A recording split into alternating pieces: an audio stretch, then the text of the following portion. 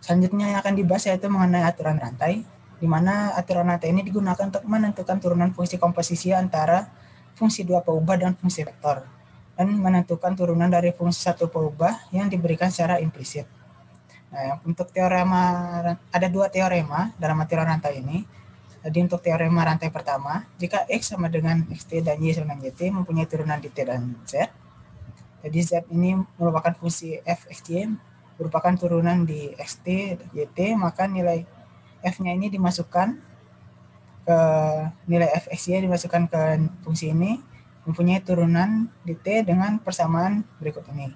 Kemudian untuk teorema rantai kedua, jika X sama dengan X ST dan Y sama dengan Y ST mempunyai turunan parsial di ST dan Z.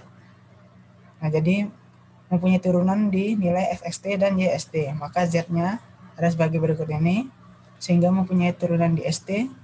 Nah, jadi untuk teorema rantai kedua ini mempunyai dua persamaan. Kemudian ini untuk persamaan S dan ini untuk persamaan T-nya. Mari sama-sama kita perhatikan contohnya. Nah, ini untuk yang di kiri ini merupakan contoh untuk teorema rantai pertama.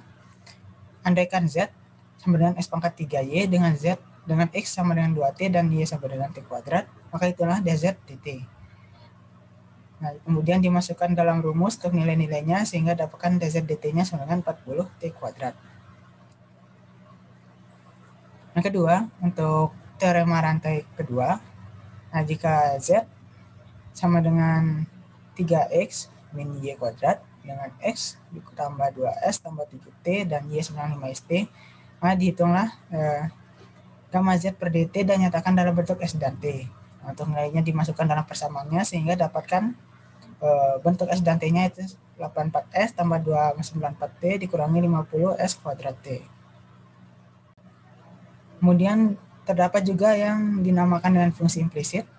Jadi fungsi implisit ini misalkan fungsi F ada 3, ada X, Y, dan Z, mendefinisikan Z secara implisit sebagai fungsi dari X dan Y, maka dengan menurunkan secara parsial terhadap X dan Y diperoleh persamaan sebagai berikut ini, dimana persamaan ini nilainya sama dengan 0, dengan demikian dy per dx dapat diselesaikan menjadi persamaan di bawah ini.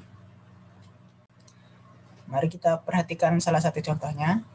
Jika X pangkat 3 tambah X kuadrat Y dikurangi 10Y pangkat 4 sama dengan 0, carilah dy per dx dengan menggunakan satu aturan rantai dan yang kedua aturan implisit. Nah, yang kiri ini menggunakan aturan rantai, maka didapatkan nilainya 3x kuadrat tambah 2 negatif 3x kuadrat tambah 2xy per x kuadrat dikurangi 40y. Kemudian dengan turunan implisit diperoleh nilai yang sama. Nah, jadi persamaan ini menggunakan aturan rantai dan turunan implisit, maka sama-sama diperoleh hasil yang sama, walaupun dengan cara yang berbeda. Jika Z fungsi implisit dari X dan Y yang didefinisikan oleh fungsi f, X, Y, Z sama dengan 0, maka diferensiasi kedua ruas terhadap X dengan mempertahankan Y akan tetap menghasilkan persamaan di bawah ini yang nilainya sama dengan 0. Dengan demikian, gamma Z per gamma X dapat diselesaikan dengan memperhatikan bahwa gamma Y per X sama dengan 0 akan menghasilkan rumus satu ini. Kemudian untuk perhitungan dengan mempertahankan X tetap dan menurunkan persamaan terhadap Y diperoleh rumus 2 ini. Sekian untuk pertemuan matematika 2 pada pertemuan 12 kali ini. Jika ada yang ingin tanyakan, dapat melalui media tersedia. Terima kasih. Assalamualaikum warahmatullahi wabarakatuh.